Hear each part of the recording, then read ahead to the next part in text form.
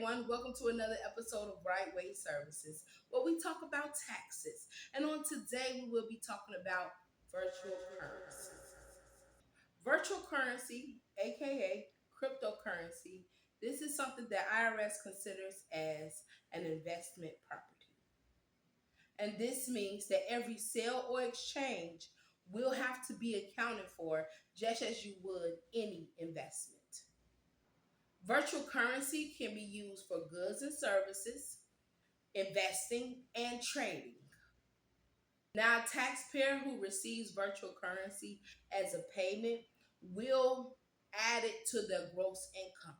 But the way that you add it to your gross income will be dependent on the fair market value of the US dollar when you received it. So, for example, if you receive one Bitcoin, but in conversion to the US dollar, it adds up to $60,000, then that will be added to your gross income. If that is the amount that it was worth around the time that you actually received the payment. Now, if you purchase the virtual currency, it will not be taxable until you decide to sell or exchange it. Now, if you sell or exchange your virtual currency, but the fair market value is lower than what you paid for it, then that will be considered a capital loss. But if the fair market value is more than what you paid for it, then that will be considered a capital gain. Now, if we're looking at the rates that you will be taxed at, that is dependent on if it is a short term or a long term.